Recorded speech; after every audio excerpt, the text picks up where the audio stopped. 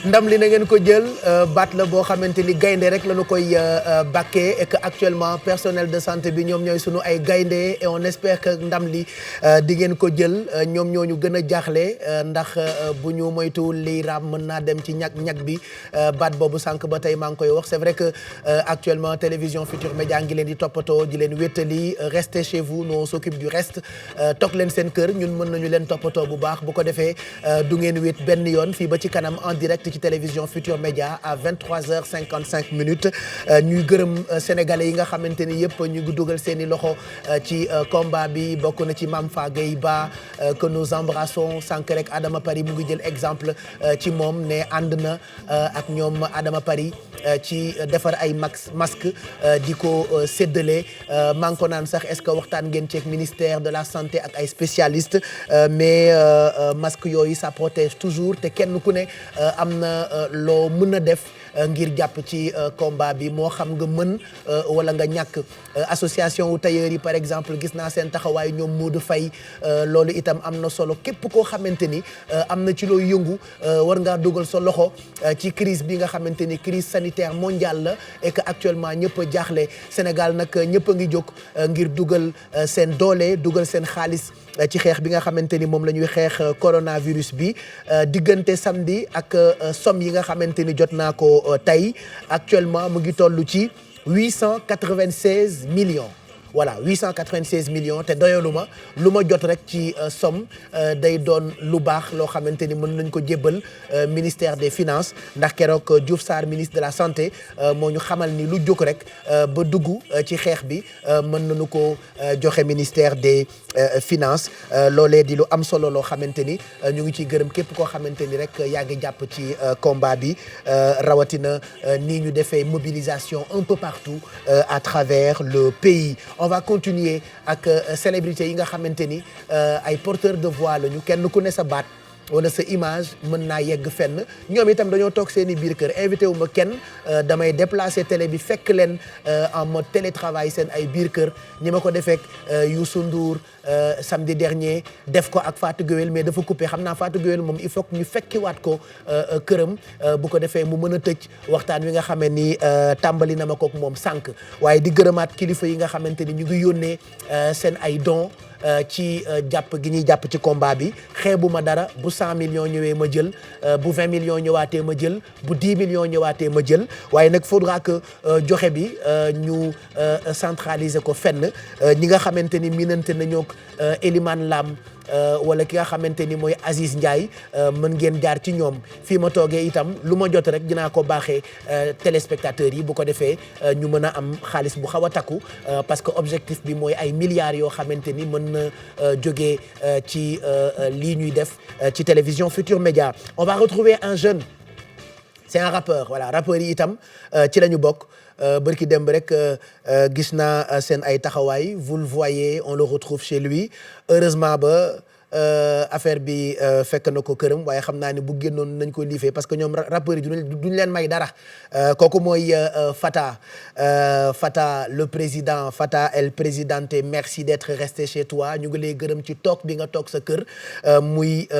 daanaka consigne boo xamante ni respecté nga ko et je reste convaincu que loolu ngay wax sa ay fans ak sénégalais yi nga xamante ni ñoo lay suivre ci réseaux sociaux yi ñoom ñu toog seen kër loolu mooy wareefu képp koo xamante ni actuellement yaa ngi nekk fii Sénégal ñu ngi lay nuyu di la massawu parce que ñun ñëppay massawu wante cas bi critique na xeetu critique boo xamante ni moi je reste convaincu que Fata dëgg la yaa ngi sensibiliser mais paniqué nga comme presque tout Sénégalais. Oui Pape absolument maa ngi nuyu télévision yëpp ci sa édition spéciale bi di nuyu yow tamit sonn nga trop ci liggéey bi. C'est normal. aussi si invitation bi xam nga le fait que di xalaat sama jëmm ci ndaw ji donc li am solo mooy li nga wax rek chaque jour débat la ci nit ñi ku nekk foo toog yàlla moom ngay waxtaane feebar bu am doole la moom ndax ñëpp ci loolu la ñu yéemu fi mu toll nii moom ñu jàppee ko balaa nag xam nga ñu ne suñu borom fi ni moom mooy wane dooleem kon ku nekk ci biir feebar war na si bàyyi xel ñu gis penc moom dëgg la te kii léegi avant man muy Alpha Blondy bi man loolu laay wax léegi sama copain bi toog dama nekk man daf ma gën a tiital sax si suñu borom parce que ndax li mu wax dafa delloowaat ñëpp ci yàlla. waaw ci Alpha Blondy. ci Alpha Blondy ci boppam parce que nga siiw nga bañ a siiw moo ci yem. nit ku nekk li ngay dund nga mën a def li ngay def pour ëllëg si boo génne àdduna. ñu mën mais fi ñu toll nii nag ginnaaw ci feebar bi lañ nekk nii li ñu mën def mooy toog ci kër yi pour noppal médecin yi su ma déggee ni Italie tey def nañ presque ay plus de 880 morts encore. c'est grave dañuy dem ba finalement amatuñu ay dispositifs sanitaires yoo xamante ni mën na jël prendre en charge. nit ñi di feebar ci dañu war a toog moom dafa nekk obligation finalement. du neex kenn ci ku nekk sa activité da nga koy fàtte. mais liggéey gën a mooy virus bi bañ na la jege. nit ñi faat seen soxla yi faale ku ñu luñ am ñu ragal mu bañ leen daal parce que lu donc di ñaan yàlla sénégalais yëpp di toog seen kër communiqué ñi ak di remercier aussi le président de la république ci dagal yooyu mu jël teg ko ba nga xamante sénégalais yi au début peut-être comprendre ñu ko woon parce que couvre-feu tamit daf fi gëj a am suma fàttali ko dëkk dañoo waxoon et boobu ba léegi amaatu bi donc nit ñi fi màgg ci diggante bi génération yi xamuñu ko xamuñu impact bi donc il a fallu du temps pour 2 jours après 3 jours pour que tout le monde soit sérieux par rapport aux décisions. dëkk bu mel ni Sénégal ils sont pas tous informés de ce qui se passe dans le monde. donc il va falloir ñuy ñoom pour mën leen yóbbu ba fi ñu leen bëgg a yóbbu quoi. je pense que traitement boobu itam police liggéey ni ci gendarmerie liggéey bu am solo. xam nga yi comprendre ne léegi 20 heures dañu war a toog. voilà actuellement yan matuwaay nga jël ngir gën a fésal sa combat ci coronavirus bi maa ngi koy wax léegi nii te wax nga ko aussi kenn ku ne amul star amul woykat amul nit ku siiw ñun ñëpp lu waay mën rek war na koo dugal ci xeexu coronavirus bi c'est-à-dire yan disposition nga jël pour sensibiliser pour aider. Absolument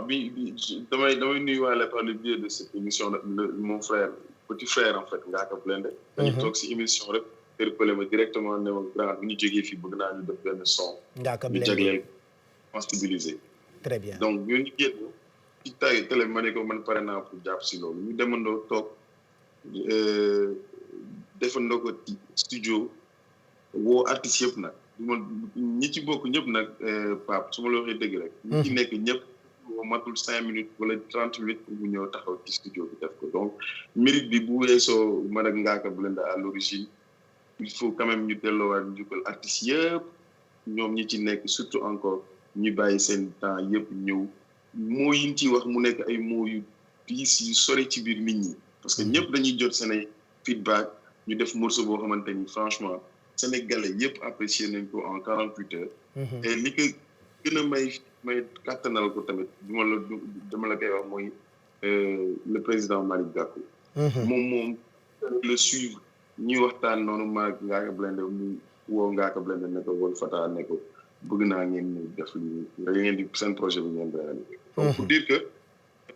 bu dul dara da ngay comprendre ne am na ci ay ñoo xamante ni dañ ci li ñuy wax naan feebar bu nekk am na ñu ci régler problème am na ñu ci lijjanti seen bopp mais lii neexul ba neexul waaye dañ ci demoon ñi ci nekk ñëpp dañ ci dem ak xol. parce que bii bokkul ak yeneen feebar yi de. bokkul ak pandémie ak épidémie bokkul ak sibiru bokkul ak yi fi daan am.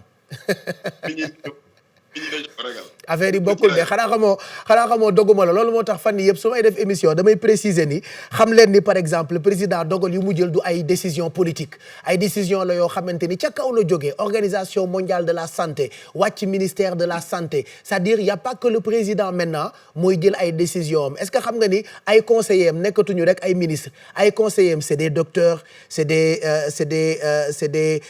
médecins c'est des scientifiques ay borom xam-xam yoo xamante ni ay professeurs yoo xamante ni seen xam-xam jéggi na dayo ci wàllu médecine donc ñooñu le président di déglu ñoom bu ñu dajaloo ba gis ni par exemple tey kenn warta génn dañ koy wax président ne bu kenn génn donc nekkatul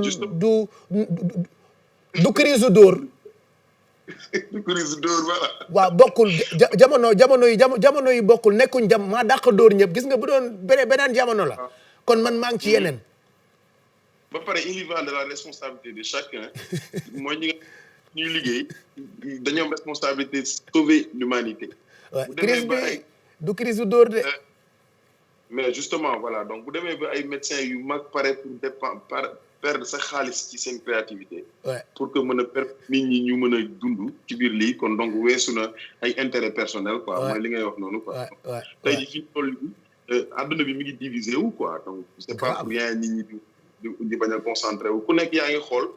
nooy mën a bu yàlla bàyyi la ba nga mucc noo ci génnee ba après yan activité ngay amaat naka la adduna bi di rëse naka ngay taxawaatee ndax di nga am loo mos boo génnee fii non donc kon talatul ay caaxaan si lii quoi donc c'est tellement sérieux que il faudrait que Sénégal yi encore une fois ñuy am di mooy li nga wax rek échelle de réflexion boo xamante ni dina nekk bu mondial pas mu nekk sama kër ak sama koñ mais mu nekk loo xamante ni ñëpp dañ koy parce que ñun ay artistes lañ on a des interpellations des gens qui habitent ñu nekk ci àdduna bi nekk Sénégalais nekk feneen bu doon seen sago tey ñoom ñu ñibbi si seen dëkk bii nii te amuñu fi gi ñu bëgg mais moo leen gënal ñu fii parce que li ñu fiy dégg ci cas donte am na mais bëriwul noonu donc tey ñoom ñëpp ñu ngi ci dëkku jàmbur yi parce que génnatuñ fa dëkkuñu fa donc ay problème yoo xamante ni bàyyiwul kenn fu mu mën ci nekk si àdduna en tout cas mu ngi bëgg a metti te ñaanuñu yàlla egg fenn fi Fata on est très content malheureusement bi balaa crise bi da ngaa jógee woon bitim réew indi projet bu am solo boo xamante ni jigéen ñi nga ci bëggoon sargal mais malheureusement lépp nga obligé annuler comme presque artistes yëpp mais heure sensibilisation la heure joxe sa baat ak sa image pour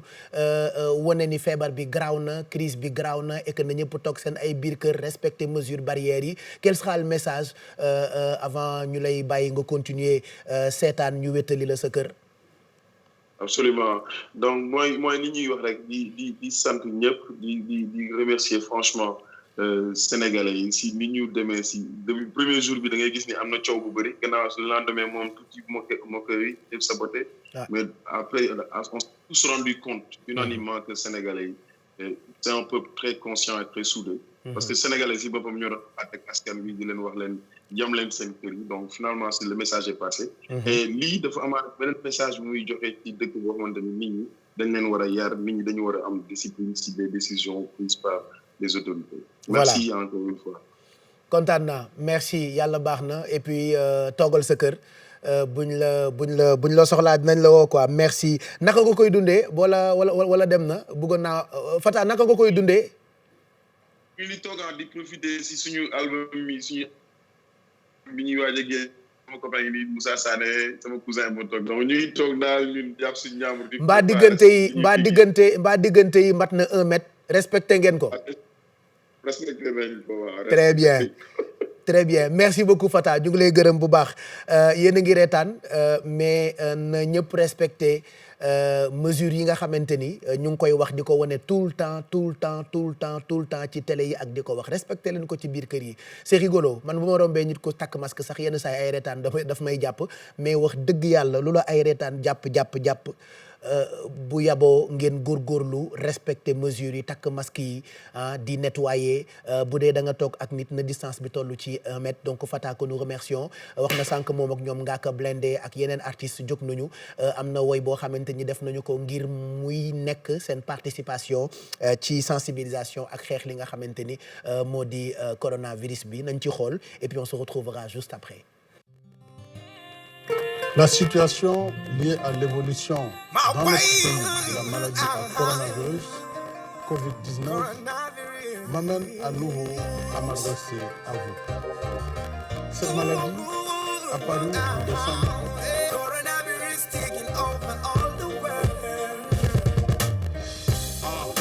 Geste, faut se laver les mains et bien frotter tout le savon, 30 secondes au moins. Plus d'accolade dans la rue et surtout pas de bise. Tu vois, y a pas le choix, en vérité, on est en temps de crise. On a créé le nouveau style, on se salue de loin. Je dirai pas de war chez les gens si j'ai besoin de rien. Y a pas de panique, mais la mort, je n'ai plus de paix. Jean-Michel est mort, ça fait 2 jours qu'il repose en paix.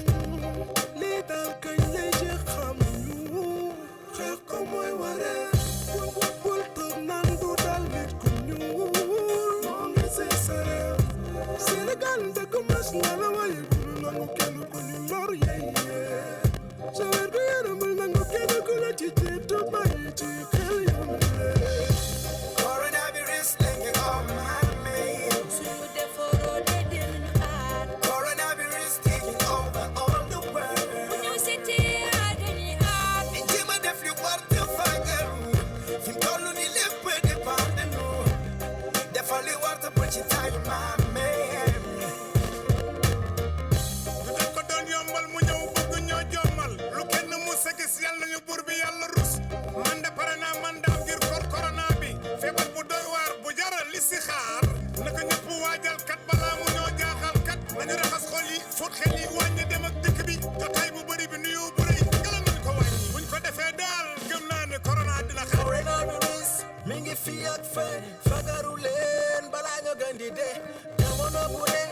musiba bala sukule ñaan delloo xel bi yàlla coronavirus lembe na réew mi jëlal matuwaay yow doomu réew mi na nga fagaru muy man di yow mi yàlla musal ñu ci jàngoro bi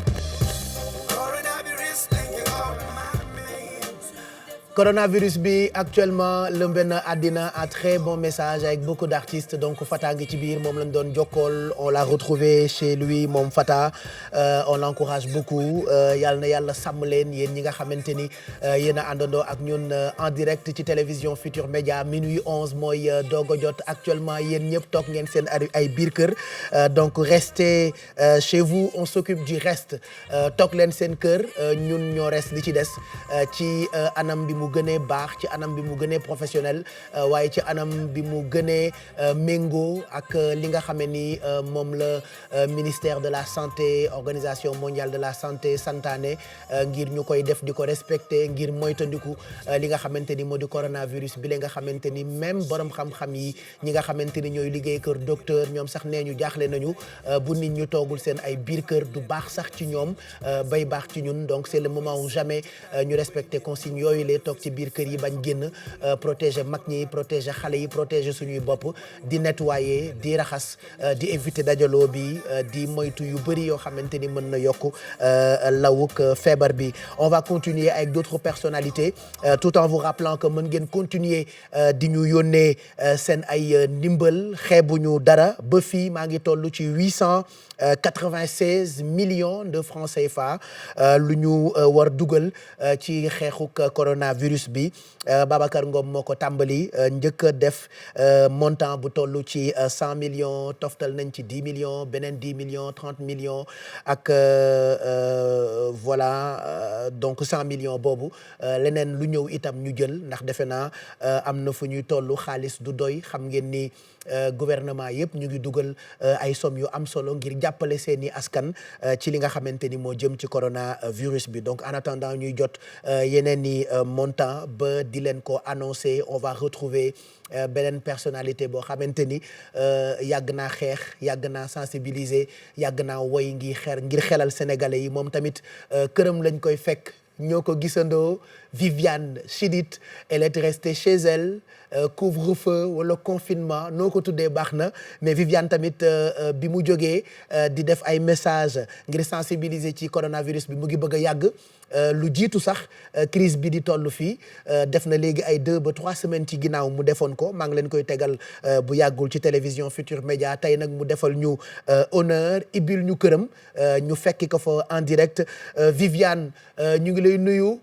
di la massawu parce que actuellement ñun ñëpp ay massawu wante ñun ñëpp a jaaxle ñun ñëpp a am lu ñu bett ci fii coronavirus bi toll lu musul am ci xeetu crise bu mel nii yow nga koy dund toog sa biir kër annuler daanaka sa programme yëpp mais terewul yaa ngi sensibiliser actuellement Sénégal yëpp a jaaxle Viviane ci coronavirus bi ñu ngi lay nuyu. waaw maa ngi leen di fay bu baax maa ngi leen nuyu Pape nuyu Sénégal yëpp di nuyu Sénégalais yi nekk ci diaspora bi. di vraiment di wu ñëpp ndax. li xew yéeme na te doy na waar yóbbu na fit yi kenn nekkatul ci woon vraiment voilà mu ngi noonu daal Pape xam naa ni yàlla rek xam naa ni dem wallahi dafa war a dem parce que bu doon lu ñuy gis mën nañu koo dóor sax mu dem waaye gisuñu ko teguñu ko bët mënuñu koo génneel jekk njattu wallahi moom rek moo ñuy gisuñu ko de wallahi te kenn xamagul fu mu ne wallahi waaye nag Pape yàlla jiital ci lépp yàlla fi nekk moo nekk ci kanam moo nekk ci ginnaaw. donc na yàlla saafaraal lépp mu gën a gaawe. amiin actuellement comme ñëpp jóg nañu yow en tant que porteur de voix tey yan message ngay jox sa fan si sénégalais yi mère de famille yi jigéen yi nekk ci biir kër yi tey lan nga am envie wax leen par rapport ak combat bii ñu entamé ngir xeex ak coronavirus bi. waaw li ma ci mën a wax defe naa ne xam naa dama koy répéter rek parce que ñëpp wax nañu mooy ñëpp toog seen kër yi et puis tey njaboot yi gën a def attention parce que loo xamante ni la bu la jàppee da lay rey bu fekkee ne dugg na ci yow du la baal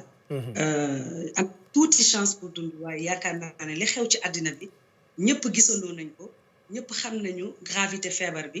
donc yaakaar naa ne Sénégal comprendre nañu leçon bi. ñëpp toog nañ ci ñëpp a ngi def attention. bi crise bi di am au départ dafa tombé ak nga génne album bu bees tuddee ko beneen level on en a parlé parce que bi ñuy reprendre invité d'honneur yow laa njëkk a recevoir nga waroon def tournée nationale beneen level tour waroon tëgg Tëngéej waroon tëgg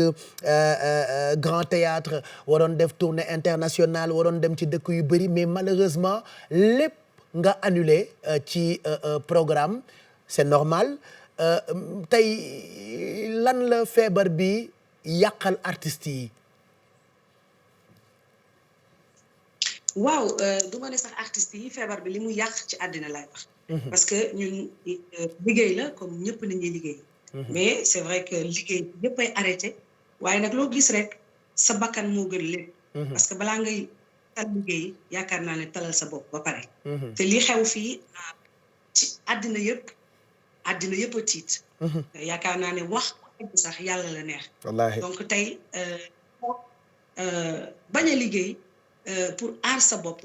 yaakaar naa ne dara newu ci. bu ñu demee nag ba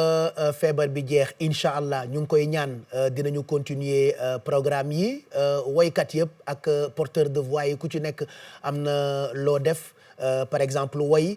yow est-ce que pare nga pour dugal sa baat ci sensibilisation yi. waaw pare naa pour am na lu ñuy préparer loo xamante ni peut-être gars yi dinañ gën a comprendre message bi. donc voilà ñu ngi ci liggéey. puis di ñaan affaire yi gaaw a jeex. affaire yi gaaw a jeex. parce que c'est vrai que mën nañu woy mën nañu jàllale ay message mais li ëpp solo moom mooy ñaan yàlla feebar bi gaaw a jeex. yow de neex nga baat xam naa ni boo ko woowee moom dina dem parce que ay virus ak yu bon yooyu ñoom lu neex la ñuy bañ baat bu neex la ñuy bañ xam naa ni boo taxawee ba woyal ko mën na génn ci dëkk bi. kon de bu dee loolu rek tey léegi mu génn incha allah léegi morceau bi génn. jeex na c'est tout ce que nous souhaitons qu'est-ce que tu as envie de dire lan nga am envie wax sa fans yi nga xamante ni daan nañ la fekk ci ay club samedi daan nañ la fekk ci ay concert tey lan nga leen di wax Viviane. waa di leen wax rek ñu toog seen kër yi. def attention et puis ñu déglu li nga xamante buñ ko defee. defe naa ne duñu gaañu ci dara. donc nañu toog. di leen ñaanal àddina bi yëpp. di ñaanal ñëpp yàlla nañu nekk ci jàmm ñu feebar yàlla nañu wér. yàlla ñu fi gaaw génn daal parce que stress bi bëri na. ñëpp bu génnul du baax de et puis waxal sa fans yi ku ci génn rek alkaati yaa ngi ci biti ku génn di nga encaissé. enjoy clip yi toog seen kër yi gën a enjoy clip yi. moo gën a seetal seen yi. ba pare julli nag di ñaan teg ci di julli. di ñaan gën a def attention rek. incha allah en tout cas kontaan nañu ñu ngi lay gërëm bu baax on va pas te retenir ñu bàyyi la nga àggali mais noo koy dundee ci biir kër gi affaire bi. Pape di lekk rek. kon de buñ ci jógee di nga pata. am na loolu laa ragal toujours di lekk rek. noonu la. xam nga stress bu bëri. stress baaxul. voilà merci Viviane. merci Viviane kontaan nañu ñu bàyyi la nga continuer sa ambiance ci biir kër gi et puis ñun on s'occupe du reste dinañ la wéttali wax naa ko sànq ku ci génn rek alkaati yi mën nañu laa liifee mais sant yàlla parce que premier jour bi ute na ak tey defe naa liif yi baaxoon na maa ko njëkk a kaas ñu bëri meroon sax ci dóor yi metti mais après on s'est rendu compte que quand même jur na saafara et c'est bien di gërëm gaa yëpp influenceurs yi nga xamante ni ñoo nekk ci réseaux sociaux yi ñoom tamit c'est des porteurs de voix il faut que ma gërëm leen j'en connais quelques-uns yoo xamante ni internautes yëpp miin nañu leen Facebook Twitter Instagram n'est-ce pas mon ami Djibi Thioy Drizzy moom miin nañ ko bu baax ci réseaux sociaux yi Prési Cissé moom tamit miin nañu ko bu baax ci réseaux sociaux yi Amadou Nia Amadou Grand Fall moom tamit miin nañ ko ci réseaux sociaux yi Simao Mame Balla Mbow Abdoulaye Sayer Diop c'est des gens yoo xamante ni xamuma leen personnellement mais gis naa ni ñu ngi drainer ay internautes ñi leen di suivre bëri na te ñu ngi utiliser seen ay comptes ngir di sensibiliser sénégalais yi c'est très important tout à l'heure je discutais ak Mame Fagay Ba ñu ngi koy nuyu qui disait ku nekk ci wàll wi nga féete war ngaa mën a def dara donc ñoom ñëpp ñu ngi leen di gërëm ci seen taxawaay ci xeexuk coronavirus bi Mbathio Ndiaye artiste Mbathio yow moom boo génnee waxuma la livre rek waaye dinañ la dugal ci oto bi delloo la sa kër moom tam ñu ngi koy nuyu nee na dina xool itam nu mu mën a def ngir jàpp ci combat wu li nga xamante ni moo di coronavirus bi parce qu'actuellement l'heure est grave et puis on pense aux forces de l'ordre militaires sapeurs-pompiers policiers gis nañu seen taxawaay gendarme yi aussi fan yëpp gis ngeen ni Ndoye Bane chaque soir dafay def immersion àndandoo ak ñoom ak généraux yi ci patrouille yi di ko wane ci télévision Futur Média parce que bugguñu dara rëcc leen même bu fekkee mënu leen génn seen ay biir kër de temps en temps dinañ leen won naka la force de l'ordre yi di aaree suñu dëkk bi donc ñoom ñëpp ñu ngi leen di encourager ci seen taxawaay police gendarmerie police ñoom ñëpp ñu ngi leen di gërëm actuellement ñu ngi tollagum ci 896 millions 100 millions mooy loxo bi ma njëkk a jot après jotaat naa 10 millions jotaat beneen 10 millions jotaat benn 30 millions lu waay yónnee ma jël ci li nga xamante ne ñoo ngi koy dajale ngir dugal ko ci xeexuk coronavirus bi parmi les chansons choisies ce soir pour dàq tuuti stress wétali leen am na woy boo xamante ni xalam de ñoo ko defoon il y a très longtemps xarit lañu ko tuddee woon est-ce que yéen a ngi fàttaliku woy boobu Souleymane Faye et les autres ñu ngi ci ànd ak Doudou Ndiaye Coumba Rose ci clip bi woy bu yàgg la mais heureusement laata alaaj Doudou Ndiaye Coumba Rose di dem ci la ñu profito tourné ko muy clip boo xamante ni yéen a ngi koy gis souvent mais je pense que dañ leen di proposer voilà ça c'est la version réalisée laata alaaj Doudou Ndiaye Coumba Rose di génn àddina di woy boo xamante ni daw na yaram sedd na xol woyu wéttal la et ça nous rappelle beaucoup de souvenirs on peut regarder ça ñu ngi ciy gis ku mel ni Cheikh Tidiane Tall dem si yàlla nga xamante ni moom def na lu ne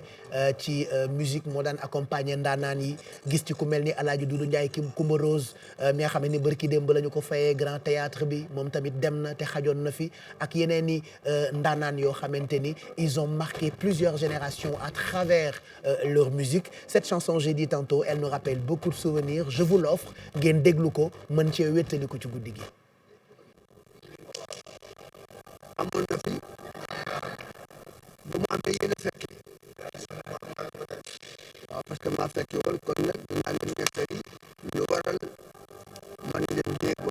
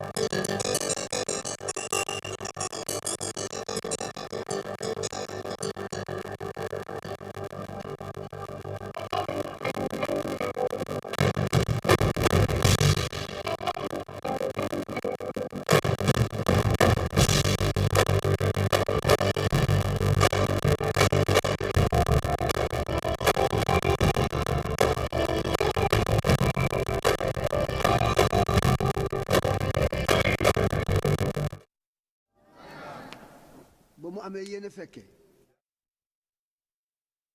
maa fekke woon kon nag dinaa leen nettali lu waral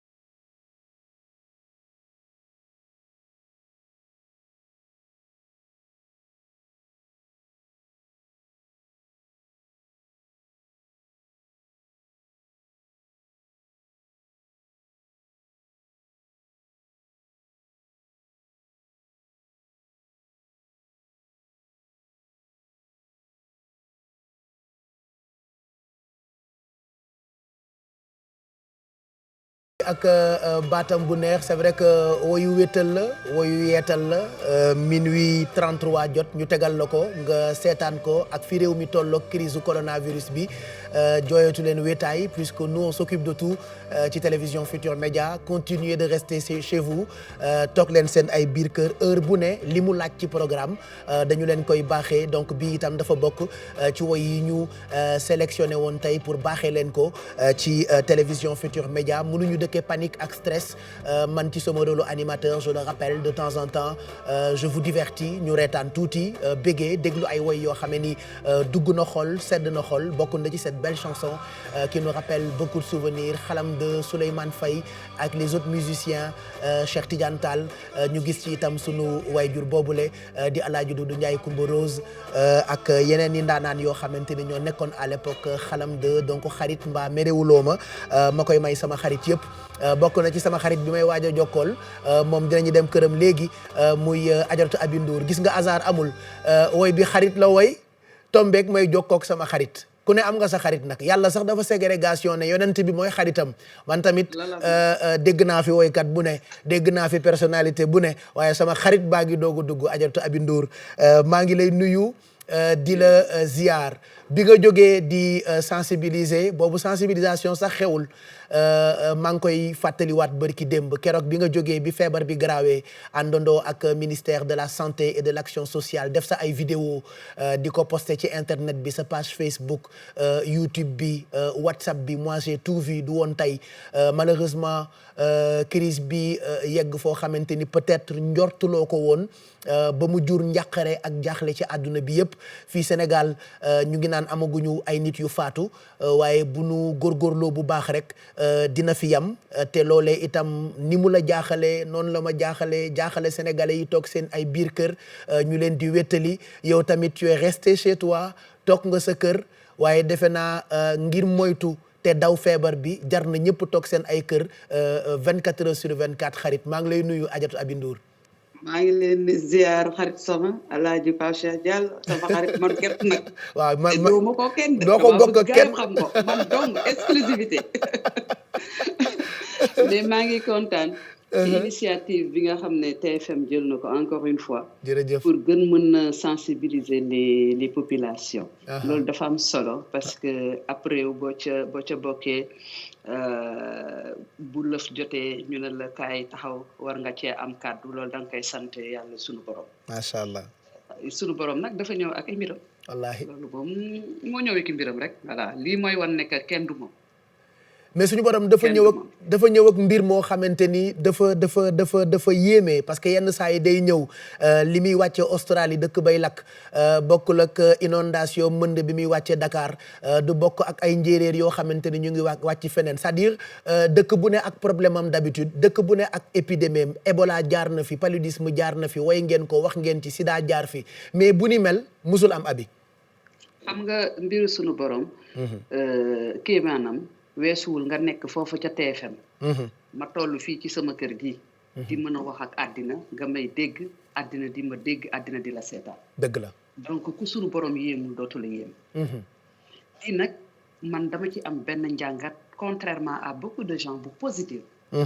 ni ma ko amee. mooy que ni nañu wattu nag ba pare. bu ñu wattoo aar sunu bopp wattu sunu bopp ci feebar bi. wattu sunu bopp ci musiba ak balaa yu bëree bëri nga xam ne sunu borom denc na ko di ko war a wàcc ci doomu aadama yi. man li ma ko jàngatee mooy toute la semaine. j'ai vu le président de la République recevoir l'opposition. amul xaaj ak seen. parti politique yépp mu woolu leen. képp ku nekk ci réew mi yaa xam ci pàcc ma ngay société civile bi les artistes tout le monde. mu woolu leen ñëpp ñëw wuy si ko looloo lay wan ni que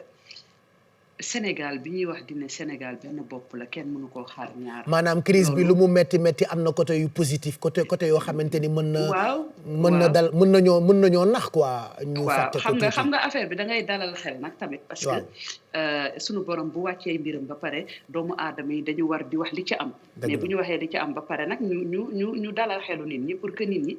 mën a xam ne que balaa la bu sunu borom wàccee. tout à fait bu sunu borom wàccee dafa am yoo xamante ni ñi nga xam ne ñoom la seen xam-xam màcc ci mbir mi. muy waa kër docteur. ñoom ñoo naan nii ngeen di def lële ngeen di wattu ñun doomu aadama yi ñu war ko mën a wattu te sérieusement nag ñu wattu ko sérieusement toog leen seen kër yi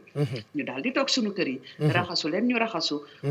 booy sëqat amal nooy def lu la daal nga woote au 800 00 50 50 tout ça c'est des choses yoo xamante ni ñun dañ ko war a bokk maintenant boole maintenant ci suñu vie gëm naa ni sax ku ci nekk ci ñun da nga war a jël def ministère par exemple de la santé def 800 00 50 50 au cas où quelque chose xew mu mën a nekk lu rapide loo xam ne da ngay jël rek nga composé ñu ñëw fekk si la parce que ci wattu yi ñu tegal dama dégg ñu ne bu la dalee bul dem toogal bu la dalee da ngay toog nga aar sa bopp takk sa masque ba pare nag daal di woote ñu ñëw ñoom ñoo la am pour jël si la loolu pour lan pour que nga mën a bañ a wàll ñi nga xam ne dëkk nga ak ñoom wala ña ngay romb et tout ça donc yooyu c'est des choses yoo xam ne dañ ko war a maintenant boole ci suñu quotidien on est obligé voilà ñu yaru woon yëpp maintenant dañuy yaru tu m'as vu hein en pyjama voilà j'ai pas le choix amoo choix kay malheureusement koo xam ne day jékki-jékki rek génn këram rek dugg ci oto bi rek garab abi li gën a garaaw mooy maa ngi koy wax sànq yéen d'habitude bu ñu leen dee gis ci télé yi da ngeen di toilette ñoo toog ci plateau yi ñu leen di applaudir waaye pour la première fois yéen ñëpp ñu fekk leen seen ay biir salle seen ay biir néeg ma nga ca pot nee naa la sañ say yëpp nga ca pot ma wallaay ma nga ca pot la sànq damaa bëgg dem di jëli ji benn affaire ci sama oto ma ne sama doom bi dama war a dem jël dara ci oto bi ma ne ko bu ma génn dugg ci biir oto bi dañ may dóor mu ne ko damay génn na policier yi génn ba génn daw dugg boo gisee ni ma dawee ubbi buntu kër gi daw dugg ci oto bi yéen ni soir parce que loolu c'est une façon d'éducation boo xam ne ñun dañu war a yar suñu bopp Pape wallahi dañu war a yar suñu bopp yar boo xamante ni voilà lenn lu ñëw rek da ci doomu aadama la xaj parce que li ma gëm mooy que ni yàlla du teg la kenn lu mu mënul lii nag métti na parce que ñi ci ñàkk seen bakkan quand même bëri na et c'est très sérieux il faut pas que gars yi jël ko comme benn faux wala benn affaire boo xam ne dañ koy wax juste nii pour kii je pense que bu demee ba màkk mi nga xam ne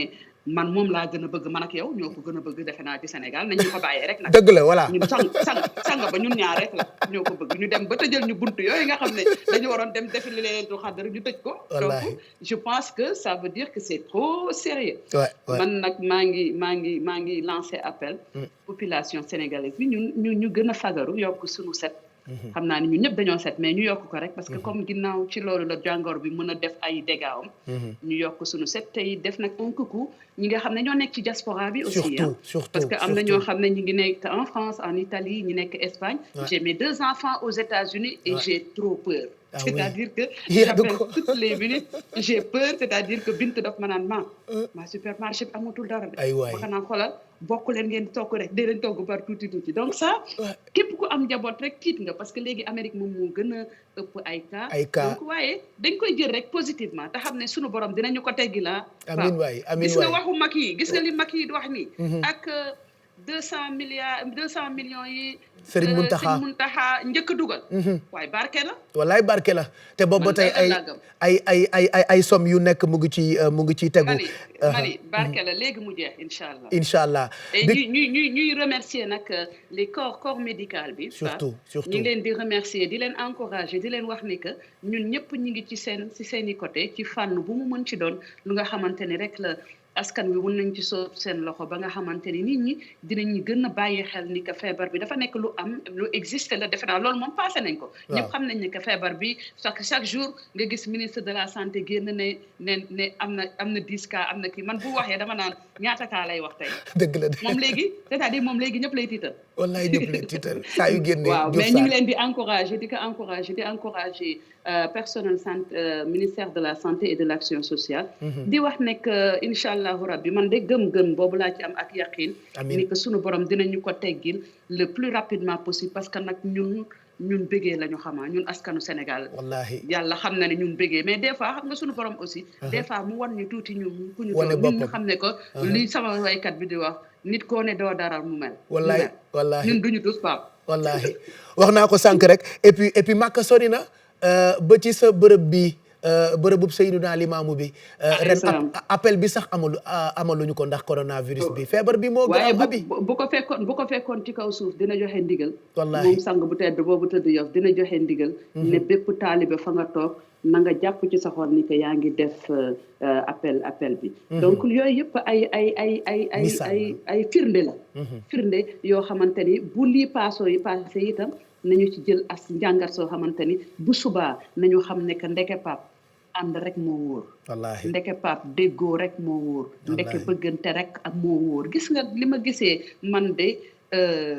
ñi déggoo wóor yëpp toog waxtaan. man j'ai un plaisir boo xamante ni mënuma ko sax exprimer. parce que lii mooy wan ne que ndeke ñoom ñëpp Sénégal rek moo leen ñor. wallaahi ñoom ñëpp Sénégal rek moo leen ñor kon ñuy ñaan yàlla mi nga xam ne moom moo wàcce balaa bi ci àddina bi yëpp. yàlla na ko suñu borom faxasal. amiin yàlla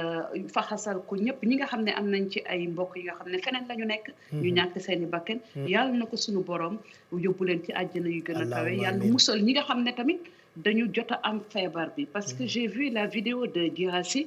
qui m'a vraiment très touchée parce que il est courageux. Guirassy ndax am na nu mu doon dewee noo xamante ni. du ko wax bëgg wax ne que dal na ko parce que feebar bi du gàcce. du gàcce kay du gàcce kay. du gàcce benn feebar du gàcce mooy seet tikku voilà suñu borom mooy seet tikku ku ko neex. mu teg ko yàlla nag suñu borom musal ñu ko te ñi nga xam ne ñoo nekk aussi au niveau de l'hôpital Fann. au niveau de Diamniadio au niveau de Mbour ak Touba fépp fu ñu nekk. yàlla na suñu borom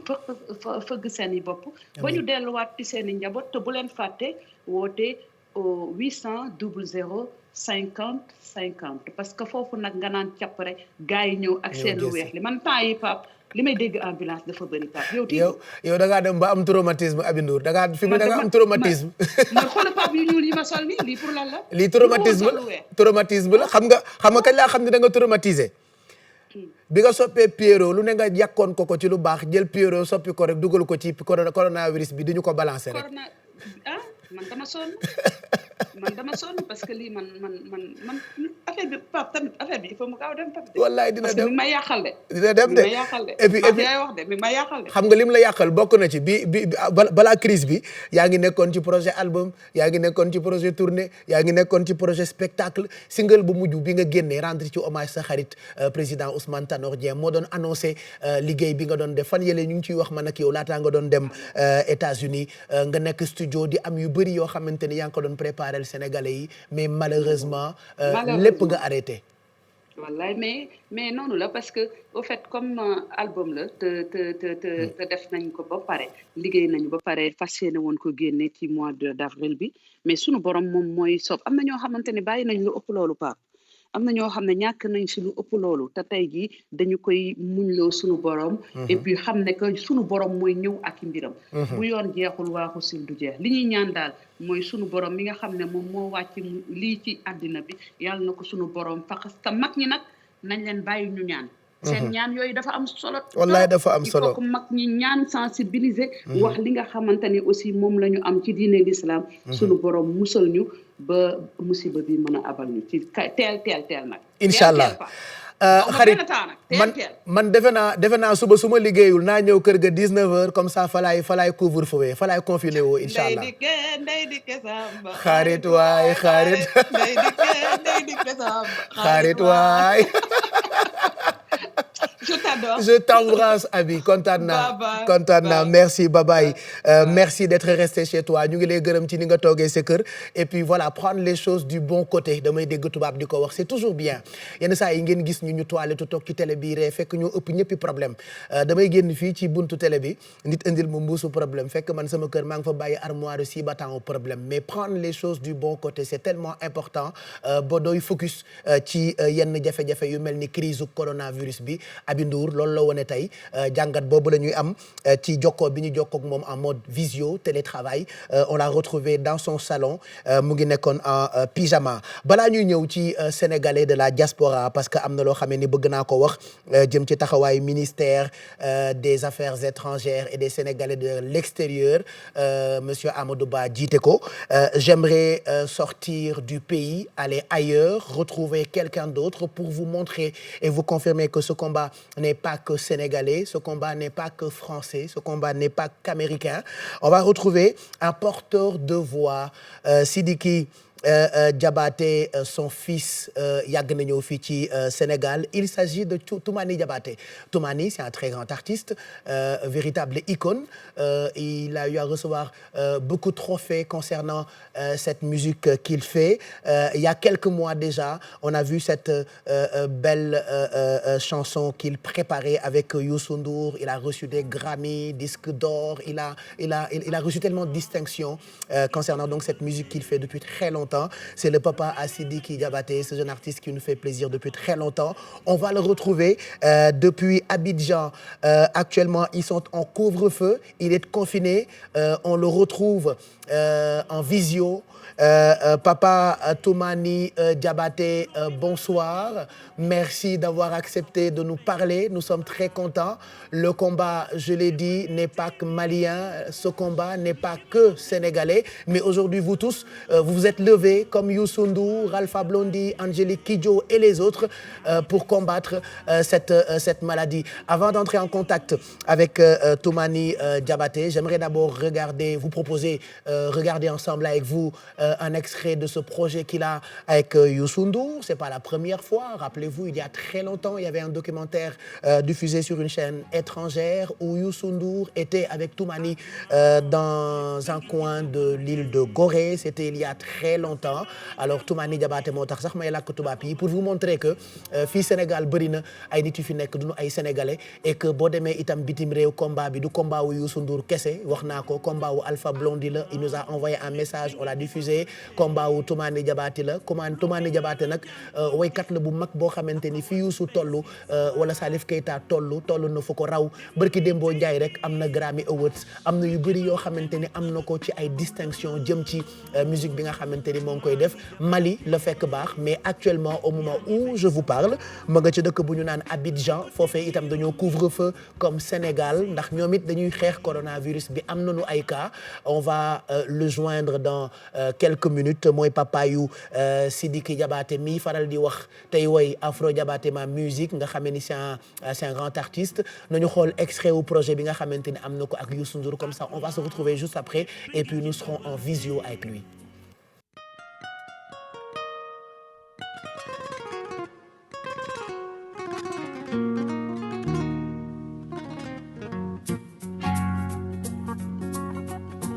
Aduna lépp ngi ci dogal de lu fi mën a jànkonte taxawal bay si sa waar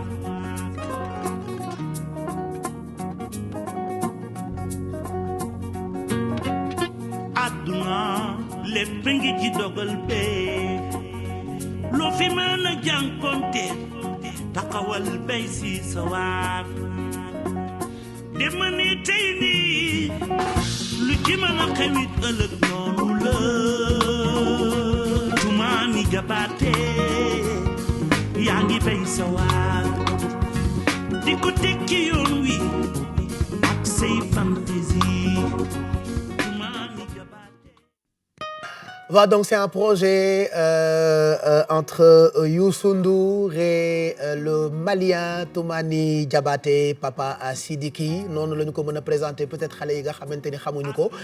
Donc moom Toumani Diabaté, c'est l'un des plus grands joueurs de kora au Sénégal et enfin en Afrique et dans le monde. Toumani Diabaté qu'on est en train de joindre pour son message concernant cette lutte contre le coronavirus au Mali. Les célébrités jóg nañu pour xeex li nga xamante ni moo di coronavirus bi. Côte d'Ivoire même chose, Sénégal même chose. Wax naa ko léegi nii combat bi du combat wu Youssou Ndour kese, du combat wu Coumba Gawlo Seck kese, du combat wu Fatou Guewel kese, du combat wu Angélique Kidjo kese, waaye defe naa combat wu ñëpp la. Bu ñu demee ba seen nawla bu mel ni Manu di Bango génn àddina ndax feebar bi kon ngeen war a xamee ni ñoom itam war nañoo tiit te jaaxle ba tax seen doole seen alal ak seen baat ak li ñuy def ci wàllu aar ñoo ngi koy dugal ci sensibilisation ak di jàppale nit ñi ci li nga xamante ni moo jëm ci xeexuk coronavirus bi. À propos de Fatou Guewel balaa muy tëdd xam naa dinañu delluwaat këram ndax sànq on a été coupé. Donc Toumani Diabaté qu'on va retrouver d'un moment à l'autre pour qu'il nous donne ses conseils et son avis concernant cette lutte contre le coronavirus. Exactement minuit 52 mooy doog a jot ngeen àndandoo ak ñun en direct ci télévision Futur Média ñu leen di wéttali ci anam bi mu gënee baax ndax nii la ko ministère de la santé ak organisation mondiale de la santé santaane. Donc Toumani Diabaté actuellement en ligne, on a des difficultés avec le réseau certainement, mais il est déjà prêt pour discuter avec nous en direct sur télévision Futur Média. Toumani Diabaté, donc je le rappelle, il est considéré comme l'un des plus grands joueurs de kora en Afrique. Et il a beaucoup fait pour cette culture africaine, véritable icône. Donc Toumani qu'on tentera de joindre tout à l'heure derrière avec les équipes de la télévision Futur Média. Voilà mu ngoog donc ñu àggali balaa ñuy jokkoo ak beneen célébrité, beneen porteur de voix, beneen artiste, beneen star, beneen woykat. Fatou Guewel wax naa léegi nañ jéem a jokkoowaat ak moom parce que dañoo coupé sànq. Ñu ngi xalaat nag sénégalais yi nga xamante ni ñoo nekk bitim réew ñoom tamit actuellement seen confinement moo gën a metti. Parce que dañuy toog 24 heures sur 24 du ñu génn keroog bi nga xamante ni crise bi dugg na ci seen ay dëkk ku ne xam na ni dañoo dem saax-saaxee seen ay supermarché grande surface. Aby Ndour mu ngi koy wax léegi nii ay doomam sax dañuy jaaxle des fois. Toumani voilà Toumani la ñuy jéem a tenté jot nii parce que moom pare na depuis sànq mu ngi ñuy xaar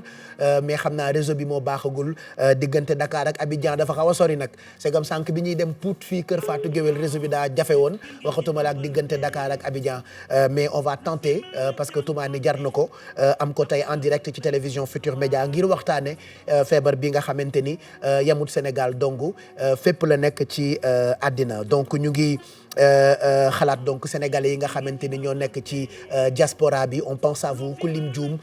diggante Paris New York ak yeneen dëkk yi barki démb rek ñu ngi ñuy wax taxawaayu Amadou Ba ministre des Affaires étrangères et des Sénégalais de l'extérieur que chef d'État affrété na benn avion bu tudd Aéronef pour rapatrier lu toll ci 172 compatriotes yoo xamante ni ñu ngi bloqué woon Maroc. C'est bien ñoom ils sont actuellement pris en charge par les autorités sanitaires loolu itam di lu am solo ñu bëggoon ko préciser. Am na itam sunu ay compatriotes yoo xamante ni ñoom ñoo nekkoon ci frontière bi fan yii yëpp yéen a ngi koy gis ci télé yi di ko dégg ci rajo yi ak réseaux sociaux yi. Donc ñoom ils étaient au nombre de 25 compatriotes bloqués à la frontière entre Maroc ak Mauritanie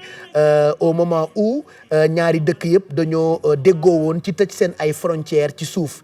Loolu moo tax nag ci ay négociations yu ñu entamé woon ak ay autorités yu Mauritanie permettre na leen ñu envoyer leen fii ci Sénégal ba actuellement ils sont pris en charge par les autorités sanitaires. Donc à ce jour Sénégal am na ay compatriotes yu bëri yoo xamante ni ñu ngi bloqué nekkoon en transit ci ay dëkk yoo xamante ni dañoo suspendre seen ay liaisons aériennes ak Sénégal. Dëkk yooyu ay 15 compatriotes ñoo fa nekk 15 sénégalais yoo xamante ni ñu ngi transit diggante Addis Abeba et am na ñoo xamante ni dañ leen yóbbu ñu transit dëkk bu ñu naan Lomé mooy capitalu Togo. Et puis actuellement ils sont pris en charge par mission diplomatique bu Sénégal ci dëkk yooyu nga xamante ni lang nañu fa ñu transit fa. 25 mars bi passé lu toll ci 42 sénégalais ñoo bloqué wu woon dëkk bu ñu naan États-Unis keroog samedi rek bi ñuy def émission bi maa ngi ciy waxtaan ak Adjaratou Oumou Provocation moom it ñu ngi koy nuyu ci taxawaayam. Mais heureusement 42 sénégalais yooyu nga xam ne ñu ngi bloqué wu woon États-Unis ñoom indi nañ leen Sénégal ñoom ñoo ko demandé et actuellement ñu ngi leen confiné ca fi nga xamante ni mooy Lac Rose. Donc action yi yëpp c'est des actions qui sont menées par le ministre Amadou Ba ci instruction président de la République. Loolu itam c'est bon à savoir parce que bu ci ay rëq-rëq amoon ñun ñi ne ci médias yi ñoo koy njëkk a ñaawlu dingat. Donc bu dee gouvernement ak ministère bi def na ci lu am solo baax na ñu fésal ko fàttaliwaat leen ko donc loolu ñu ngi ciy gërëm bu baax monsieur le ministre Amadou Ba et ainsi que ñi mu àndal ci li nga xamante ni moo jëm ci xeexuk coronavirus bi sénégalais yi nekk bitim réew ñu ngi leen di xalaat Espagne Italie kulim Dioum Tatafa mu ngi dëkk bu ñu naan New York actuellement waa New York génnatuñu ils sont confinés maam Soxna Lo Atlanta génnatul ak njabootam mu ngi toog moom tamit dafa confiné te pourtant ambiance rek la bëgg mais malheureusement coronavirus bi tax na ñëpp toog Ibou Diop Ndiaye c'est mon grand frère il est à Paris moom tamit ñu ngi koy xalaat ñu ngi xalaat képp koo xamante ni yaa ngi bitim réew yàlla na suñu borom sàmm leen bu baax baax As Ndiaye bu maam Khoudia moom xaw ma ndax mu ngi Espagne wala Sénégal ñu ngi lay xalaat je pense à Mbayang Guène Mbayang tamit c'est ma sœur elle est à Paris confinée génn mënatul nekk ex-Sidex xam nga moom tamit bokk na ci sénégalais yi nga xamante ni dëkkuñu bitim réew mais actuellement dañoo bloqué ci dëkk ya ñu nekkoon mu ngi woon France actuellement il est confiné vraiment ñu ngi leen di xalaat boo demee Maroc bëri na ay doomu Sénégal yu fa nekk dëkk boo dem rek sénégalais yaa nga fa yàlla na suñu borom sàmm leen gis nga bërki démb bi ñuy def yeewu leen bi Ndoye Bane mu ngi may présenté benn femme boo xamante ni confession bu daw yaram la def parce que moom nee na doomam semaine dernière la ñu ko diagnostiqué mu am coronavirus bi faf malheureusement lundi bi passé la décédé sénégalaise la mu ngi amoon 29 ans xale bu ndaw la woon Marie Rose yaayam moo doon def témoignage bi keroog ci télé bi suñu yaram yëpp daw suñu yàcc yëpp yasar ñun ñëpp ñu jooyandoo di xale bu ndaw bu am 29 ans dee ci li nga xamante ni moo di coronavirus bi comme quoi feebar bi faalewul buur faalewul baadoo la yàlla na suñu borom sàmm ñëpp ñi ci tëdd feebar yàlla sàmm leen ñi nga xamante ni feebaru ñu respecté par la force consignes yi nga xamante ni moo jóge ci autorité sanitaire yi on va continuer peut-être balaa ñuy jeexal dinañu jot nañu ko sax mais dinañu ko mën a dugal peut-être que c'est un problème de réseau Toumani Diabaté papa yu Sidiki actuellement ma nga dëkk bu ñu naan Abidjan donte Mali la fekk baax bëggoon nañoo waxtaan ak moom ci combat wu combat wam en tant que malien ci xeexuk coronavirus bi on va se rendre nañu dem directement kër Aïda Samb oui Aïda Samb dañ ko fekk këram xool naka lay dundee confinement bi wala couvre-feu bi Aïda tamit porteur de voix Aïda tamit star Aïda itam bokk na ci xale yi nga xamante ni seen baat mën naa jóge Jolof wër àddina te boobu ba tey mu ngi koy fésal à travers ay message u sensibilisation xam naa ni boo ko fekkee këram ak pyjama am day di fi fu xale parce que Aïda nii la mel gis ngeen kanam gii mu wone nii la mel këram nag ab xale la boo xamante ni foo ko gën a loo mënti gis waaye fi mu ne nekkuñ ci heure sensibilisation la ñu toll li ngay nekk xale yëpp bëgg yëfu bébé fexe nga ba am fi tur boo xamante ni du turu xale donc Aïda maa ngi lay nuyu bu yeboo rek nga bañ a foo ak man rek ñu def ko yëfu icône ak porteur de voix je suis très content de te retrouver chez toi merci ci toog bi nga toog sa kër ñu nit ñuy wéttali téléspectateurs yi tey ñëpp a jaaxle yaa ngi ree maa ngi lay tooñ mais au fond de toi man leer na ma ni jaaxle nga ci kaawu coronavirus bi Aïda. waaw bonsoir Pape Cheikh bonsoir ñi ñuy seetaan ñëpp à travers la télévision Futurs Médias d'abord damay rafetlu initiative bi nga xamante ne tey peut-être artistes yi mënuñu déplacé wu ñëw ci biir télé. Aïda doguma la yaa ngi nuyoo mais sànq ba tey maa ngi jéem a woo sa benn papa Toumani Diabaté papa ay Sidiki. voilà xaaral ma wax ak moom mais mën nga ñu suivre en direct loo ko bëgg a laaj nga laaj ko xam naa ni mosoo koo gis da ngay dégg turam rek te boo sañoon Grammy Awards bi mu am nga am ko donc na nga suivre bu baax Papa Toumani bonsoir vous êtes en direct d'Abidjan où vous nous parlez, nous, ici, à Dakar. Nous sommes très contents de vous avoir en ligne. Aujourd'hui, vous tous, vous combattez cette maladie, ce virus, coronavirus. Qu'est-ce que vous avez envie de nous dire concernant cette lutte, Papa Toumani?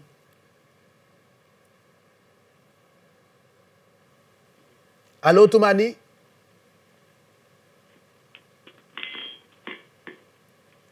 Allô? Voilà, Toumani Diabaté, certainement c'est un problème de réseau, on n'arrive pas à le joindre. Je rappelle encore qu'il nous attend depuis 5 pour ñu mën a waxtaan ak moom te ñun tamit on l'aime tellement bëgguñu ko bàyyi noonu. C'est des occasions qui sont tellement rares. À chaque fois qu'on l'a, on en profite quand même pour discuter avec ce genre d'icône. Moom Toumani Diabaté, je rappelle encore que icône bu mag la donc baatam comme li ma wax Aïda Samb léegi rek am na fu mu mën a yóbbu sensibilisation bi nga xamante ni moom la ñu tàmbali un peu partout à travers le monde parce que crise bi dafa mondiale crise bi dafa internationale donc Toumani bu ñu ko jotee ñu waxtaan ak moom bu ñu ko jotul itam ñu jàll ci leneen donc sénégalais de la diaspora As Ndiaye ñu ngi koy nuyu bu baax mu ngi Espagne borom këru maam Khoudia mooy bàyyi Fatou Guewel mi ñu dippee maamam et puis di nuyu tamit Tata Fa moom tamit suñu yaay la depuis New York di nuyu consul bu Sénégal nekk ca New York excellence El Hadj Ndaw ak ñi mu àndal foofu ca consulat ba je sais que liggéey bi metti na mais j'espère que yéen a ngi toppatoo sénégalais yu New York bu baax donc El Hadj Ndiaw ñu ngi koy nuyu soxnaam First Lady Daba Guissé ñu ngi koy nuyu fàttewuñu suñu yaay excellence Penda Guissé moom tamit ñu ngi koy nuyu foofu ca New York ki bëgg lool ajatu ki ne ndaw mama Kinushka donc moom it ñu ngi koy ndokkeel Oustaz Modou Fall xam naa ne heure bi bu la fekkoon bitim réew diggante Italie ak Espagne dootal sax def ay vidéo waaye fi mu ne yow it yaa ngi ci liggéey bi di sensibiliser mbokku jullit yi ci waxtaan yu am solo yi ngay def donc Oustaz Modou Fall ñu ngi lay ndokkeel yow itam di la ziar bu baax di ndokkeel tamit suma rakk bi Bijou Jagana moom tamit ñu ngi koy nuyu bu baax ak képp koo xamante ni rek jóg nga taxaw di dugal sa baat ci li nga xamante ni moo jëm ci xeexuk jàngoro bile di coronavirus. On va retrouver Aïda Samb chez elle ñu àggali ak moom ak nuyoo bi mu doon nuyoo sànq Aïda Samb voilà gis nga malheureusement jotuñoo jot sa papa Toumani mais bon c'est pas grave yaa ngi doon nuyoo ma bàyyi la nga àggali. waaw comme li ma doon wax rek ma ni asalaamaaleykum bonsoir Pape Cheikh bonsoir sénégalais yi ñuy seetaan yëpp à travers la télévision Futur Média initiative bu rafet la tey gëm naa ne am na ñoo xamante ni mënuñu déplacé wu ñëw ci télé bi mais def ngeen de telle sorte que mën ngeen di wax ak nit yi à travers la télévision. c'est normal ñu koy rafetlu bu baax. c'est normal ñun tamit kontaan nañu ci seen ay disponibilité ni ngeen ñu ibilee seen ay salle ibil ñu seen ay biir nekk wax naa ko Aby Ndour sànq d'habitude yéen bu ngeen dee ñëw ci télé yi da ngeen di toilettu toog ñu applaudir leen mais tey kenn talul dara actuellement l'heure est grave ban message ak yan kaddu nga am envie jox pour sénégalais yi dégg ko ci xeexu coronavirus bi Aïda Samb. Pape Cheikh tey yaakaar naa ne Sénégal yëpp nekk ci tiis nekk ci njàqare parce que njàqare mënul weesu ñëpp ñu tëj leen seen kër ñëpp kenn warul kenn warul def dara tey ji mu nekk loo xamante ne maladie bi jékki-jékki rek dafa jékki-jékki rek egg si suñu kaw daanu suñu kaw mën naa ne prévoir uñ ko woon daf ñu bett dañ ko doon dégg rek musuñu xalaat ne que ne peut-être musuñu xalaat ne tey dina egsi Sénégal waaye nag jaam ak xem yàlla ak dogalam tey suñu borom moo ñu ko wàcceel mooy man balaa laa koy tuddee balaa la suñu borom wàcce ci suñu kaw dañ ko nañ ci jéem a waslu suñu ak jéem ko fexe génne ko si réew mi ba ku ci nekk dem delluwaat ci sa ay occupation dellu ca la nga nekkoon pour que Sénégal bi ñu xamoon mu dellu si waat nañu ko respecté ak discipline bërki démb bi alkaati yi génnee ci premier jour couvre-feu bi ma gis xale yi di kokkali ak di dàqante ak ñoom sama xel ci sa benn woy la njëkk a ñëw bi nga naan askan wi ku nekk na nga jóg te xam ni wareefu ku nekk na nga xam ni wareefu réew mi jóg la te it canga voilà loolu war teef la war góor war kuy jigéen kon dañu takku donc je pense que lii xew Sénégal tey loxo yi ku nekk ngi ci ku nekk war na ci mën a dugal loxoom ak ci fànn boo mën ci nekk tey j'ai pas rafetlu ma ko torop ba boo seetloo man depuis ñu commencé affaire couvre-feu bi à partir de 21h damay def live sur Instagram pour waxtaan ak nit ñi. J'en ai parlé ak ñi ma doon suivre sur Instagram. Parce que tey gëm naa ne Sénégal bu ku day ne le président Macky Sall warul toog wax li mu wax ba pare ñu di ko caaxaane wala ñu xale yi di génn di defante ak service d'ordre bi. Loolu wax dëgg yàlla am baaxoowul ñu di ko gis Sénégal. Rafetloo woon ñu koy gis Sénégal. te tey man sama préoccupation bi gën a mag ci li xew ci àdduna bi laay wax mooy sur le plan économique. tey mën naa ne tey peut-être tey métti na. ñu ngi ci le présent lañ nekk muy moment bi nga xamante ne virus bi dugg na Sénégal. dugg na ci àdduna. mais il faut aussi ñu bàyyi xel bu baax a baax après. fii ak 3 mois fii ak 4 mois naka la sur le plan économique. naka la àdduna bi di doxee. surtout Sénégal. surtout les parents yi nga xamante ni tey bala ñuy xëy. jox seen njaboot ñu lekk dañuy génn dem lijjanti ji ko ñoo dox seen njaboot ñu añ wala ñu reer wala ñu ndekki donc tey jii loolu tamit war nañ ci gën a bàyyi xel bu baax a baax yan matuwaay la ñuy jël suba bu nga xamante ne nii lii jeex na sur le plan économique. man loolu moo ma gën a préoccupé vraiment. c'est vrai que loolu itam actuellement ab laaj bu samp la mais xanaa ñu delluwaat ci dugub ji delluwaat ci mboq meeg sànqal bi delluwaat ci ñoom fondé delluwaat ci ñoom laax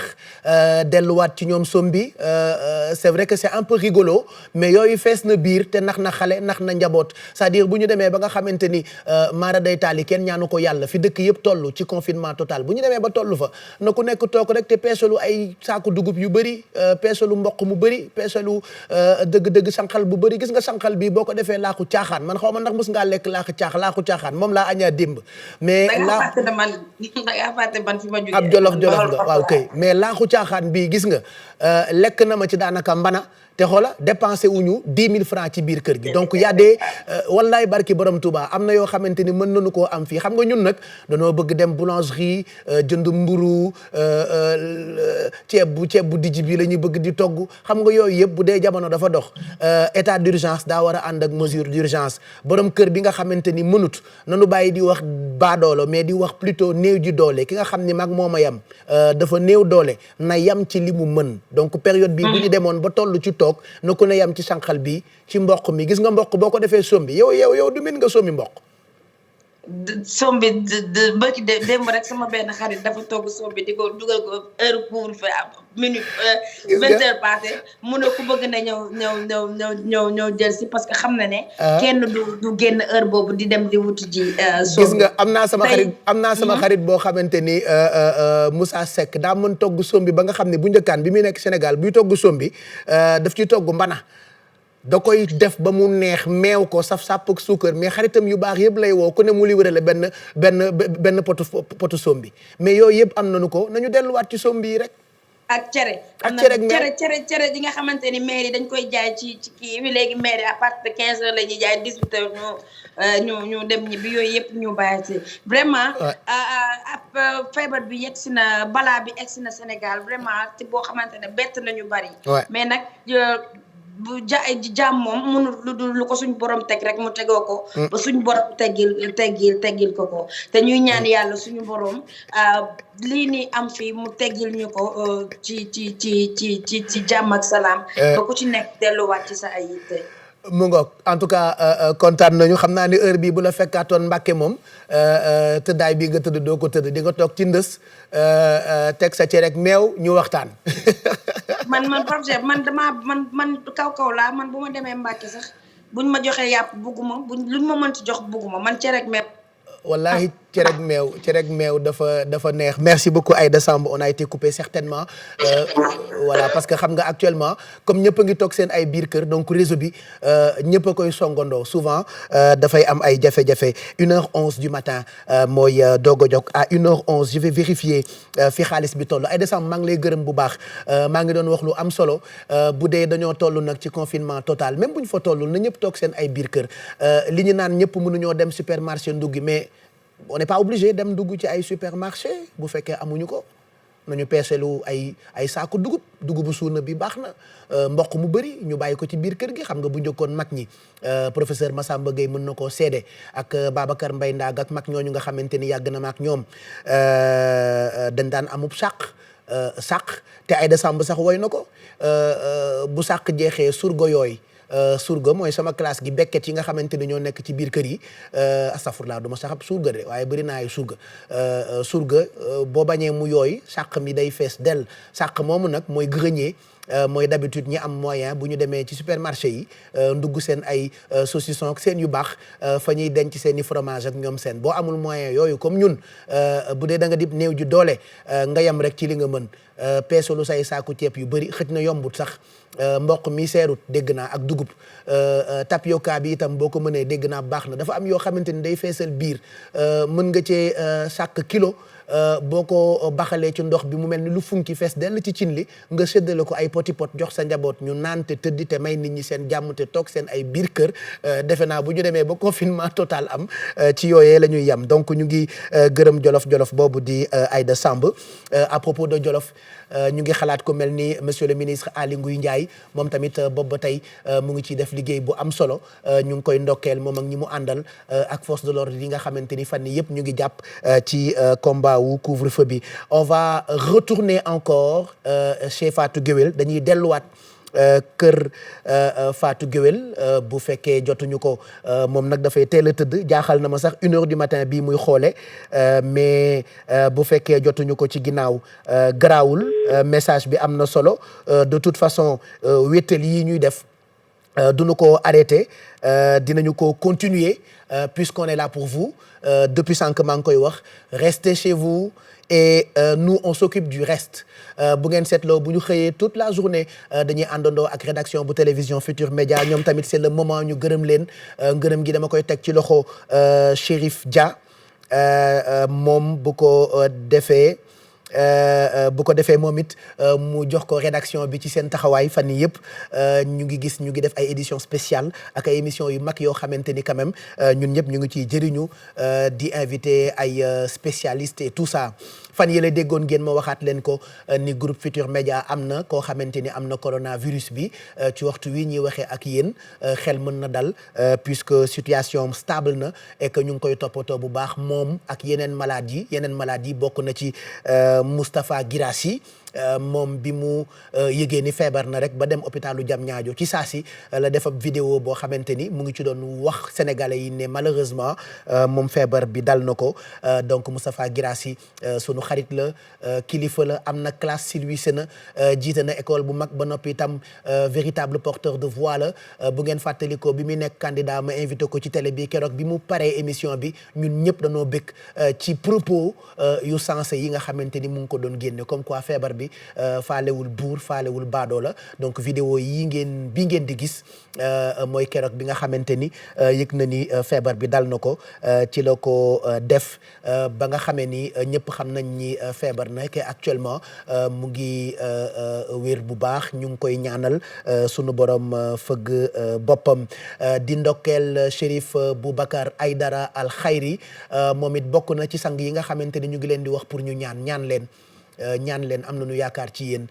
di ndokkeel Chérif Alwali Mané Ndiaye moom tamit ñu ngi ñaan mu ñaan di ndokkeel Serigne Abo mooy xalifa Serigne Fallou mi nga xamante ni moo waral kasu rajab bi ren gis ngeen ni daanaka dajaloo wuñu fa Touba et pourtant at bu jot loolu day am mais malheureusement tubaab wax na ko à l'impossible nul n'est tenu jotuñoo fekkee jotaay boobu ak moom waaye ñu ngi ko ndokkeel bu baax di ñaan suñu borom yàggal taxawaayam moom Serigne Abo Baraka Serigne Abo mooy xalifa Serigne Fallou waaye njabootu Serigne Fallou yëpp ràññee nañ ci sëñ Abdou Karim Mbacké borom Makarimal Akhla nijaay Maam Jaara ak Ndey Buso doom ji doon bàyyam moom it ñu ngi koy ñaan mu ñaan di wax itam waa kër Sidi Hadj Malick yi ñu ngi leen di ndokkeel sunu papa Serigne Maodo Sy baayam ba maam Abdou Aziz Sy ku ko mës a dab baax moom boo jokkoo ak moom mu jox lay lawraat yu am solo yoo xamante ni boo ko sàlloo sunu borom mën na laa sàmm ci feebar bi am na ay wérdu yu baax yoo xamante ni oustaz Pape Anne mu ngi ko doon joxe donc moom ñu ngi koy ndokkeel bu baax di ndokkeel Serigne Abdou Fatah Sall moom mu ngi bokk ci njabootu Serigne Abbas Sall bërki démb rek joxe nañu ay dons yu am solo jox ko ki nga xamante ni moo di ministre de la santé di ndokkeel soxna Bali Muntaxa moom diggam ak Serigne Bamba kenn na ci dox lii xalif bi Serigne Muntaxa Mbàkke yàlla na fi yàgg te ànd ak wér bokk ak Cheikhul Khadim loolu rek la soxna Bali Muntaxa soxnaam bokk ak ku tedd ki donc moom ñu ngi koy ñaanal mu yàgg fi lool soxna Bali Muntaxa yaa doon sa maam soxna Jaara Buso kon boo ñaanee mu nangu kaamil rek la nu la xamee ak wér dëkk muuru donc ñu ngi ñaan ci sa barke turandoo soxna Jaara Buso ci sa barke maam Cheikhul Khadim nga xam ni kenn rek a dox ci sa digganteeg moom ñu ngi lay ñaan yow itam nga ñaan bu ko defee ñu mën a am barke ak feebar bu dem maa ngi nekkoon ci Serigne Maodo Sy ak waa kër Sidi Hadj Malick ñoom itam ñu ngi leen di ñaan ñu ñaan di ñaan itam waa kër Baye Niass sunu papa sunu wayjur imam bi kor ajot Fat Samb yaayu seex yi ki àndoon ak Adja Degen Chimère moom laa ni woon deseewuloog ndaw mu jooy donc imam ñu ngi ñaan moom it mu ñaan ak képp koo xamante ni rek bokk nga ci njabootu Baye Niass ñu ngi ñaan rek nga ñaan fii ci Yoff laa yéen yi sunu sang yooyu ñu ngi ñaan itam ñoom itam ñu ñaan en tout cas ku lim juum ba ñi nga xam ne ñoo nekk ci jàngu bi barki démb itam ñu ngi leen di won taxawaayu ki nga xamante ni moo jiite jàngu bi di pape bi moom it nee na catholique yëpp nañu ñaan ñoom it période bi ñu ngi ci seen jamonoy koor et que bu ñu taalee bougie génne eau bénite yi def seen yu baax ci seen i jàngukaay ci seen bërëbu jullikaay yi ci jàngu yi sunu borom mën nanoo taxaw ba jàngoro bi dañ donc ñu ngi ndokkeel ñëpp di sant ñëpp je rappelle que ñun dañoo wàññi effectif bi nga xamante ni mooy liggéey si et que par exemple suba gi lu ëpp ci liggéey bi dañu koy def en mode télétravail loolee la ñu fësalaat tey defaat ko ci guddi gi à travers ay visio dem nañu ci kër artistes yu bëri ay personnalités on a été chez Koumba Gawlo on a été chez Fatou Guewel on a été chez Viviane on a été chez Aïda Samb on a été chez Fata dem nañu ay kër yu bëri bëggoon naa sax ñu jeexalee dem kër Ngone Ndiaye Géwél parce que moom tamit am na ay astuces yoo xamante ni bëgg na ko jox jigéen ñi sëy te confiné ak seen ay jëkkër ci biir kër yi waaye xam naa secret yooyu ak Ngone Ndiaye Géwél peut-être fii léegi semaine prochaine dinañu leen ko baaxee ci wéttal gi ñu leen di jagleel ñu ngi wax ni ñu ngi may xamal ni Serigne Mansour Sy Balxawmi moom 29 mars 1957 29 mars 2020 donc tombé na ak anniversaire am gis nga hasard amul donc on est daanaka presque arrivé au 29 mars donc ñu ngi ñaan ci barkeem c'est un message que nous venons de recevoir de la part de Gisepen suma nijaayu bopp Gisepen bu association des métiers de la musique Gisepen tamit ñu ngi koy ndokkeel bu baax tey massawu encore képp koo xamante ni yaa ngi liggéey te suñu borom dogal malheureusement coronavirus bi dakkal seen ay activités je pense aux tailleurs je pense aussi aux personnes qui travaillent ci ay resto borom tànganaa yi liggéeyatuñu ndax tànganaa mënta jar fi mu ne ñëpp ragal xam nga ñoom it ñu ngi daan seen doole nu tànganaa mësa mel nangu nunu ko ñun man forox caaya jënd na ma ci ba tàyyi gis nga aselem am na ay forox caaya bërki Dembo Njaay bi may dem Gambie jaar naa ci Farafeñe avant juste avant Kaolack ba ma fa demee forox caaya laa njëkk a jënd waaye actuellement kenn mënatul jënd forox caaya parce qu'on n'a plus confiance donc ñoom tamit seen liggéey vraiment yàqu na ñi nga xamante ni ñooy restaurateurs yi ñi nga xamante ni ñooy boutiquiers yi ñi nga xamante ni ñooy yëngu ci secteur yi nga xamante ni coronavirus bi laal na ko xam leen ni secteur yëpp le virus bi laalul kese wér-gu-yaramu doomu aadama mais laal na daanaka secteur yëpp vous avez vu sunu artistes yi ñoom ñëpp kenn defatul concert te pourtant ci lañ daan dundee donc yàlla na suñu borom taxawuñu ma fàttaliwaat suñu sang yi nanu ñaan rek gis ngeen li ngeen di gis ci affiche bi mooy mesure barrière yi nga xamante ni moo jógee ministère de la santé ñaan am na solo mais nañ ci boole respecter mesure barrière yi loolu mooy tax feebar bi du law fii ci Sénégal Baye Khalifa Dem ñu ngi lay ziar bu baax di ñaan itam ci sa barke maam waa kër Alaaji Cerno Asan Dem yëpp yàlla na sunu borom taxawuñu ba nangu seen ay ñaan donc na ngeen ñu jàppale bu baax ci ñaan yi di wax ni mu xam sa itam ñu ngi may wax ni baax na te cherul defe naa mu xam sa même pâtes yi ñuy jaay pâtes yi ñoom vermicelle ak macaroni defe naa cherul de waaw te macaroni ànd na sax ak nen boo amul njëgu yàpp xar boo mën a def tufe boole kook sa macaroni mën nga jël macaroni bi ak nen bi rek yooyu yëpp ay idée la yu am solo yoo xamante ni lu jamono naqadi nanu góorgóorlu di jënd tey consommer yu ñu mën Siste Seni moom tamit suma doom la animatrice la Africa 7 borom Sumbur Mburaan moom tamit mu ngi sensibiliser ci ay émission wam ñu ngi koy ndokkeel bu baax doomu Thiès boobu fàttewuñu Tata Adja moom tamit mu ngi Thiès j'ai tellement envie de faire plaisir yéen téléspectateurs yëpp bu doon sama sago ñëpp laay tudd ñëpp laay béggee mais bon malheureusement ñu ngi bëgg a tàggatoo di nuyu tamit Mame Fatou Seck surtout Cheikh Dethialaw Law bi ca New York moom tamit sang la kon Mame Fatou yooyu it boo ñaanee ci sa barke maam Gaynde Nguraan xam nga Gaynde Nguraan Cheikh Dethialaw Law moo tase woon ak Cheikh na Cheikh Sat bu wax xayartu mu ne ko dama bëggoon nga demal ma ceem sulil ma néew ya fa ne ceem mooy sëkk cimetière yi nga xamante ni ñoo nekk Ndar caaka njaaya nga fa bi mu demee ceem moom Gaynde Nguraan sulil néew ya Ndar géej dekkal baylo njaay ca ngumba ngéewul donc ay sëtam yaakaar nañu leen Mame Fatou Seck ma nga dëkk bu ñu naan New York ñu ngi ko ndokkeel Fallou Galas Bey ministère de la santé yow tamit ñu ngi lay ziar bu baax professeur Daouda Ndiaye fan yëpp polémique judd na ci chloroquine bi mais ñun ñu ngi lay encouragé yàlla na suñu borom yàggal sa taxawaay dégg nañu sa ay propos boobu ba tey ci télévision Futur Média Ajaratu Ndey Diouf mu Serigne Fallou moom xam naa fileeg suba dinañu ko fekki këram moom it ngoyaanal na coronavirus bi fan yëpp ñu ngi koy partagé donc Adja Ndey Diouf mu Serigne Fallou ñu ngi koy ndokkeel bu baax a baax suñu yaay la suñu xarit la moom tamit bokk na ci porteur de voix yi nga xamante ni bëgg nañu leen fekki ci seen ay biir kër donc j'attends la régie pour finir cette émission gërëm directeur général bu groupe Futur Média Birane Ndour xale la am na jom te nangu naa liggéey boobu ba tey dafa mobiliser équipe yëpp ngir ñu xool naka la ñuy defee liggéey bi ba sénégalais yëpp mën a jot ci sensibilisation bi donc Birane Ndour ñu ngi koy gërëm tamit ki bëggul ñu koy tudd di Ndiaga Ndour directeur u télé bi moom tamit taxawaayam boobu ba tey kenn dootu ko werante Bouba Ndour mi nga xamante ni mooy directeur programme u télé bi itam ñu ngi koy gërëm ñi nga xamante ni ñoo nekk ci wàllu coordination bi waa production ñoom Paté Dia ñu ngi leen di gërëm bu baax tonton Mag mi réalisé émission bi tey ak yeneen réalisateurs yi moo xam Pierre Da Silva ñoom Pape Maguette Diakhaté ñoom Pape Samba Thiam ñoom Moussa Sène sama ex rival ci Marianne Siva ñoom ñëpp ñu ngi leen di gërëm tamit caméraman yi Demba Ndaw merci fàttewuma sécurité bu télévision Futur Média ak ñi nga xamante ni ñoo yore sunu protocole muy Kamusek ak gaa yëpp daal ñu ngi gërëm ñëpp di sant ñëpp je rappelle encore daal ba fii maa ngi tollu ci 896 millions collectés entre samedi dernier ak samedi tey ci guddi gi continuez de rester chez vous même bu fekkee couvre-feu bi passé na après 6 heures du matin bu ngeen amul lu ngeen def toog leen seen ay biir kër parce que loolu mooy consigne bi gën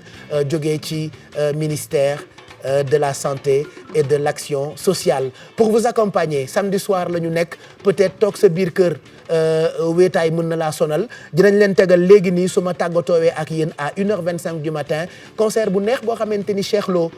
moo ko defoon Cheikh Lo c'est un très grand artiste xam ngeen ni woyam bi mu woy ak Youssou Ndour tuddee ko set fan yi yëpp moom la rajo yi teg ndax dafa méngoo ak période bi donc on vous proposera un très beau concert de Cheikh Ndigol Lo prenez soin de vous et surtout restez chez vous nous on s'occupe du reste